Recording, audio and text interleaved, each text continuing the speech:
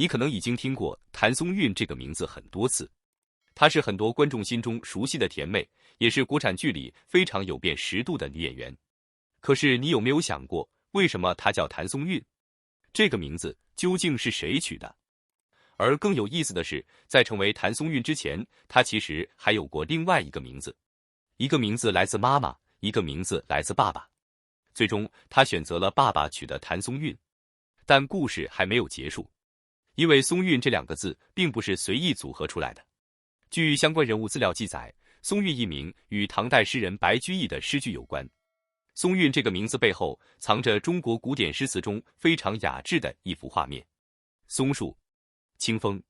還有風吹過松林時自然形成的聲音。那麼，一個現代女演員的名字為什麼會和一首唐詩聯繫在一起？今天我們就來聊聊譚松韻這個很多人熟悉卻未必真正了解的名字。說到譚松韻，很多觀眾第一反應可能是她的笑容，自然明亮，而且非常有親和力。她並不是那種第一眼就給人距離感的演員，相反，她身上一直有一種很特別的生活氣息，尤其是在青春題材、都市題材以及情感類作品中，她經常能夠把角色演得非常接地氣。可是很多人不知道的是，在正式使用譚松韻這個名字之前，她曾經還有一個名字譚晶晶。據一些關於她個人經歷的資料介紹，這個名字是她媽媽為她取的，而譚松韻則是她爸爸為她取下的名字。也就是說，在她出生的時候，爸爸媽媽其實分別為女兒準備了不同的名字，一個叫譚晶晶，一個叫譚松韻，兩個名字的感覺完全不同。晶晶聽起来更加活潑明亮，也很有一種可愛的感觉，而松韻則顯得更加安靜雅致，而且帶着明顯的文學氣息。最終，譚松韻選擇了爸爸取的這個名字，從此譚松韻三個字也伴隨着她走進娛樂圈，成為觀眾認識她最重要的身份符號之一。現在回頭來看，這個選擇似乎也非常有意思，因為譚松韻這個名字並不是一個單純聽起來好聽的名字，它背後還有中國古典詩詞的影子，尤其是松韻兩個字，松自然讓人想到松樹，而韻則有韻味、聲音、氣韻之意。組合在一起，松韻可以理解為松樹在風中發出的聲音，也就是風吹松林時產生的清幽聲響。這種意象在中國古代文學中非常有代表性。想象一下，一片山林，沒有喧鬧的人群，只有清風慢慢穿過松樹之間，松枝隨着風輕輕搖動，樹葉發出細碎而悠長的聲音。這種聲音並不激烈，卻有一種安靜清遠的感覺。這就是松韻這個詞給人的第一印象。而更有意思的是，這個名字還被認為與唐代大詩人白居易有關。白居易是中國文學史上非常重要的詩人，他的作品不僅數量龐大，而且很多詩句直到今天依然被人熟知。據相關資料介紹，松韻二字出現在白居易的《題廬秘屬夏日新栽竹20韻》中。也正因為如此，譚松韻这個名字從一開始就帶有一種非常濃厚的古典文學色彩。當然，對於很多現代觀眾來說，松韻首先是一個人的名字，但是如果把它放回古詩詞的語境中，你會發現它的畫面感其實非常強。松樹本身在中國文化裡就有非常特殊的象徵意義，它常常代表堅韌、長青和生命力，而韻又讓這種堅韌不顯得生硬。它更像是一種安靜的力量，不張揚，不喧鬧，卻能夠長久存在。所以，當松和韻組合在一起的時候，就產生了一種非常特別的氣質，既有松樹的堅韌，又有清風的輕盈，既有傳統文化的厚重，又有一種溫柔的感覺。而當這個名字真正被一個女演員使用之後，很多觀眾又發現了一件很有趣的事情，這個名字似乎和譚松韻本人有一種奇妙的契合感。當然，這並不意味着名字決定了一個人的性格，但如果只從觀眾印象來看，這種契合確實很有意思。譚松韻出演過很多青春題材作品，她塑造的角色經常帶有一種自然不刻意的感覺。她可以是校園裡的女孩，可以是面對生活努力成長的普通人，也可以是經歷感情變化之後依然保持善良和堅韌的女性。她的表演並不總是依靠強烈的戲劇衝突，很多時候，一個眼神、一個微笑，甚至一個很普通的表情，都能夠讓觀眾產生代入感。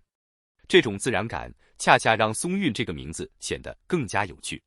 因為松韻給人的感覺本身就不是濃烈和張揚，它更像是一種慢慢進入人心的聲音。你可能不會在第一秒覺得它有多麼驚豔，但是聽得久了卻會覺得非常舒服。而譚松韻的演員形象也常常給觀眾這樣的感覺，她不是依靠誇張的方式去強調自己的存在，而是通過角色一點點積累觀眾的好感。從早期作品到後來越來越多受到關注的角色，他一步一步建立起自己的辨識度，於是，一個原本來自古典詩詞意象的名字，也逐漸和他本人綁定在了一起。更有意思的是，粉絲們也圍繞“松”這個字，形成了屬於自己的稱呼。譚松韻的粉絲有一個非常可愛的名字——松果，也就是松樹上的果實。這個稱呼其實非常巧妙，因為松果直接對應了“松”這個字，同時又給人一種可愛、自然、充滿生命力的感覺。於是，從譚松韻到松果，一個名字就這樣延伸出了屬於粉絲群體自己的文化。這也是娛樂圈裡非常有意思的一種現象。明星的名字本來只是一個身份，但當這個名字陪伴演員走過很多作品之後，它會慢慢產生新的意義。粉絲會給他創造昵稱，觀眾會把他和角色聯繫起來。甚至很多人第一次認識一個演員，可能不是因為身份證上的名字，而是因為某一個角色。對於譚松韻來說，譚松韻三個字經過多年的作品積累，也早已經不只是一個名字。它代表着他的演員身份，代表着他出演過的角色，也代表着很多觀眾的青春記憶。而現在再回頭看譚晶晶和譚松韻這兩個名字，就會覺得非常有意思。一個來自媽媽，一個來自爸爸，最後留下來的是爸爸取的譚松韻，而這個名字又意外連接到了唐代詩人白居易的詩歌世界。從一個家庭給孩子取名字的瞬間，到後來成為全國觀眾熟悉的女演員，這中間經歷了太多歲月。也正因為如此，這個名字背後的故事才顯得特別。很多時候，我們認識一個明星都是從作品開始，看到了他的電視劇，記住了他的角色，喜歡上他的性格，然後才慢慢開始了解他本人。可是，名字往往是一個非常容易被忽略的細節。我們每天都會叫他，卻很少去追問他從哪裡來，為什麼這樣取，誰給他取的，又有什麼樣的含義。譚松韻的名字就是這樣一個很有意思的例子。三個字看起來非常普通，但仔細追溯之後，卻能夠看到家庭、文學和演員生涯三個不同層面的故事。從媽媽取的譚晶晶到爸爸取的譚松韻，從一個女孩出生時的家庭昵稱，到後來成為熒幕上的正式名字，再從松韻這個名字追溯到白居易的唐詩，最後又因為她的演藝生涯被賦予了新的意義。這就像是一條很長的時間線，起點是父母給女兒取名字的那一天，中間是她一步一步成為演員的過程，終點則是今天我們熟悉的譚松韻。而最浪漫的地方或許就在這裡，名字的意義從來都不是固定的。父母給孩子取名字的時候，可能只是寄託一種美好的願望；詩人寫下松韻的時候，描繪的是自然中的聲音。而多年之後，當譚松韻成為一個演員的名字，他又擁有了全新的故事。一個名字從詩句走進現實，再從現實走進觀眾的記憶。這或許就是名字最神奇的地方。它只有2個字，甚至3個字，卻可以陪伴一個人走過很長的人生。對於譚松韻來說，松韻或許不僅僅是一個好聽的名字，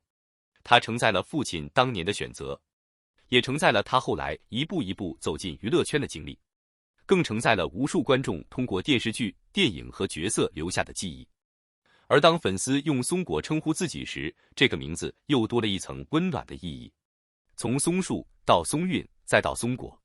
一個字就這樣連接起了演員和觀眾。所以，下次當你再次聽到譚松韻這3個字的時候，也許可以換一個角度去看。你聽到的不只是一個女演員的名字，她背後還有父母不同的心意，還有一首唐詩留下的文學意象。還有中國傳統文化中關於